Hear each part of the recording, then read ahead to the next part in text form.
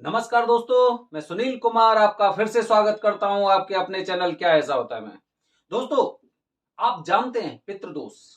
पितृदोष के बारे में आपको एक ऐसी जानकारी मैं आपको दे रहा हूं कि आप जब इस वीडियो को मेरी को पूरी देखेंगे ना, तब आप समझेंगे कि हमारा जन्म इस धरती पर क्यों हुआ, हमारे क्या कर्तव्य हैं, वो सब हम एक वीडियो के माध्यम से हम समझने का प्रयत्न करेंगे।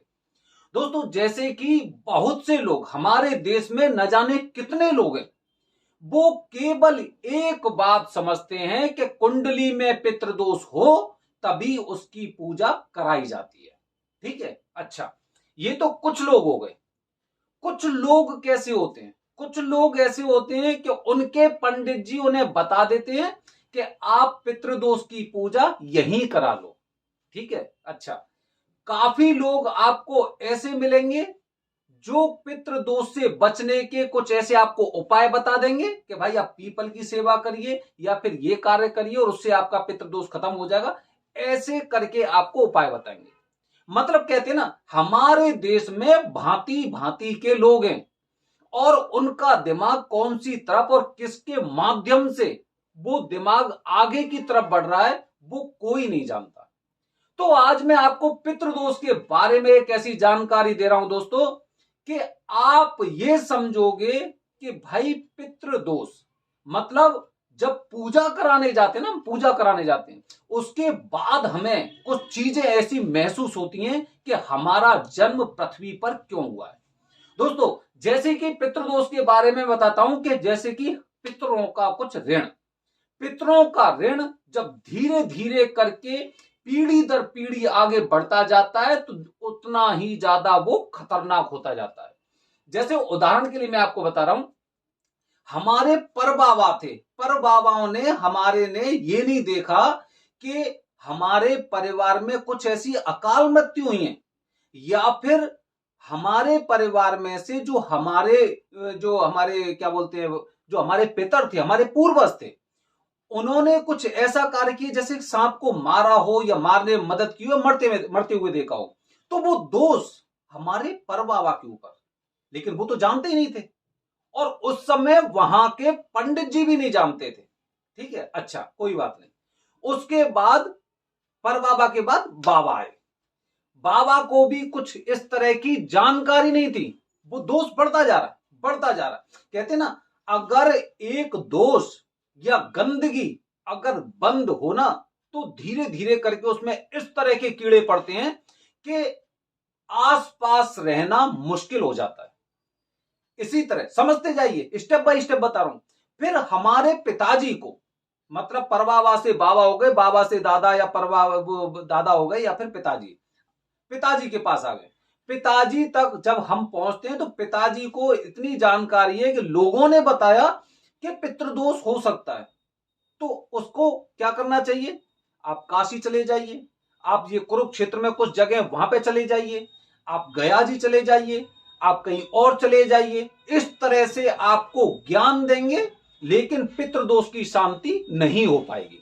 ठीक है, अच्छा, अच्छा दोस्तों, अब क्या होता है? अब डिजिटल समय आया।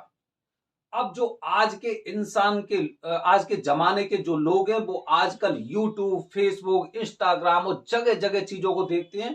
तब उन्हें जानकारी होती है कि पितृ दोष कोई एक एक ऐसा तरह का दोष होता है जिसकी पूजा हर पुरुष को करानी अति आवश्यक होती है।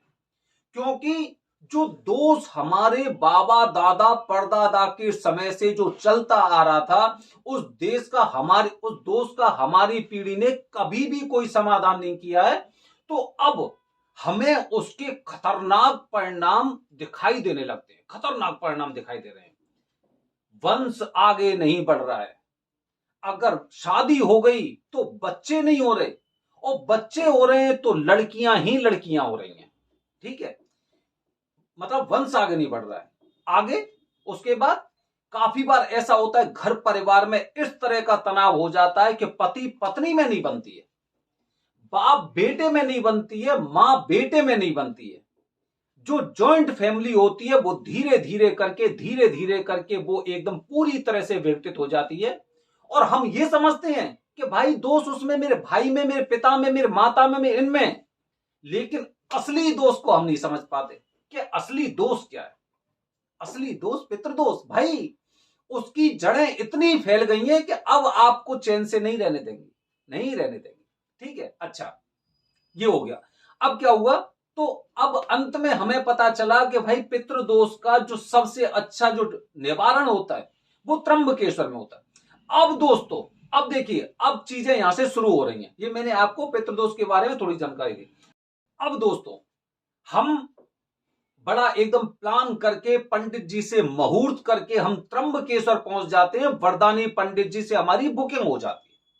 पहले दिन की पूजा होती है। पहले दिन की पूजा में नारायण बलि, जब नारायण बलि की हम पूजा करते हैं, तब हमारा दिमाग जब आगे सोचने पे मजबूर होता है कि हम यहां पे पूजा किन की कर रहे हैं। यहां पे पूजा उनके लिए कर रहे हैं जिनकी वजह से हम इस धरती पर हैं, जो अकाल मृत्यु के कारण जिनकी आत्माएं भटक रही हैं। तब हमें आभास होता है कि भाई कुछ आत्माएं भी विचरण करती हैं। उससे पहले 10वीं 12वीं बीएससी तक, जब तक ग्रेजुएशन करते हो आप, तब तक एक बहस होती है, क्या भूत होते हैं, नहीं होते हैं, ऐसे करके बहस चलती है। लेकिन जब हम वहां पर पूजा कराते हैं तो वहां पे हमें जानकारी होती है कि कुछ ऐसी आत्माएं हैं, होती हैं, जिनको मोक्ष नहीं मिला है, जो हमारे परिवार की है। भाई जब हमारे परिवार की आत्मा हो सकती है तो किसी और की भी आत्मा हो सकती है, मतलब भूत होते हैं, मतलब आत्माएं विचरण करती हैं, मतलब उन्हें मुक्ति नहीं मिली है। तो हमने ये कार्य क्यों किया? मुक्ति के लिए।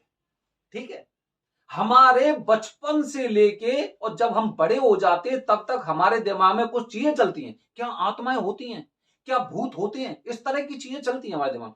वहां पे जाके जब हम पूजा करते तब हमें पता चलता है कि कुछ ऐसी आत्माएं होती हैं जिनकी वजह से घर, लोगों के जो संयुक्त परिवार होते हैं, घर होते हैं ना, उनकी जड़ें एकदम हिल जाती हैं, एकदम हिल जाती हैं।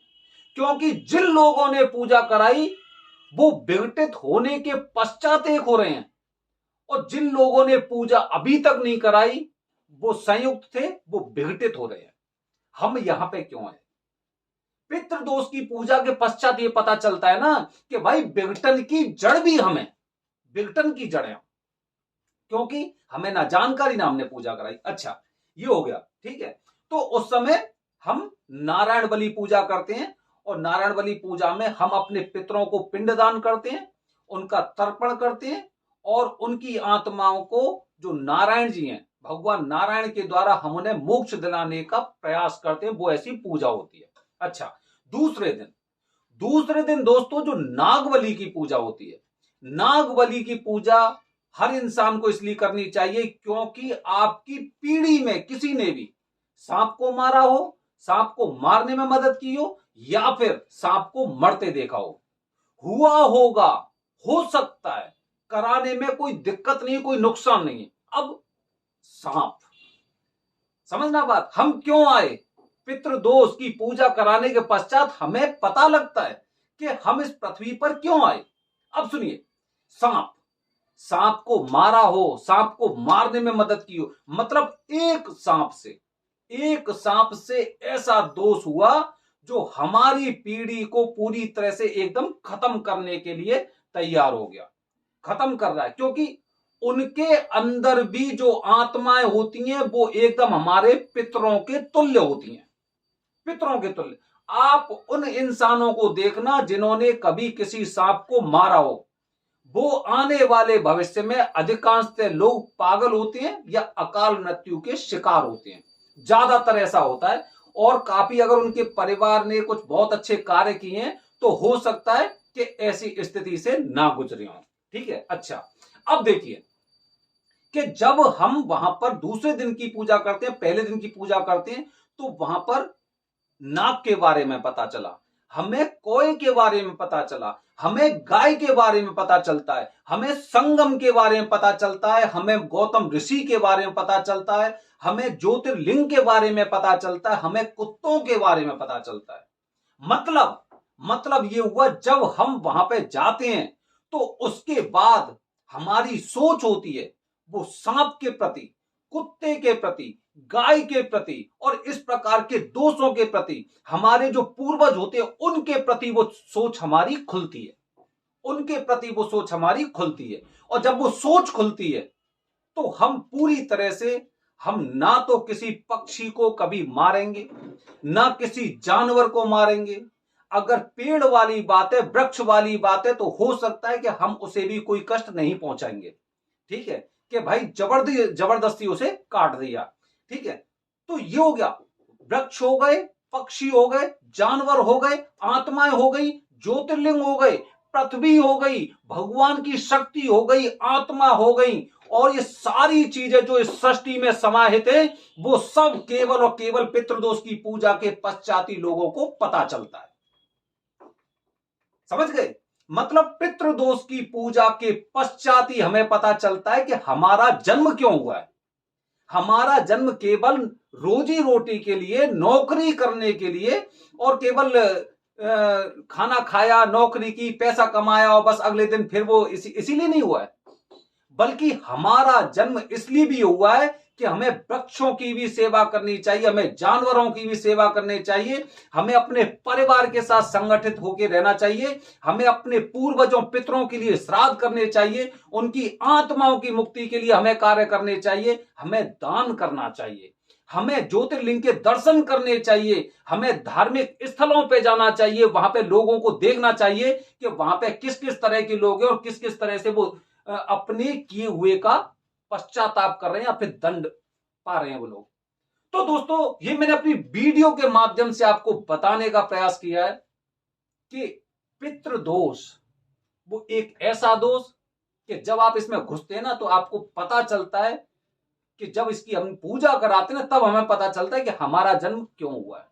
बने रहिए हमारे चैनल के साथ। अगले वीडियो में फिर मैं आपको बताऊंगा काल सर्प दोष के बारे में। काल सर्प दोष एक इस तरह का दोष कि जो ना आपसे कुछ भी करवा सकता है, और ऐसा करवा सकता है कि हो सकता है काल सर्प दोष भी पितृदोष का कारण बन जाए। बने रहिए हमारे चैनल के साथ। धन्यवाद दोस्तों। जय हिंद, जय भारत, हर हर महादेव।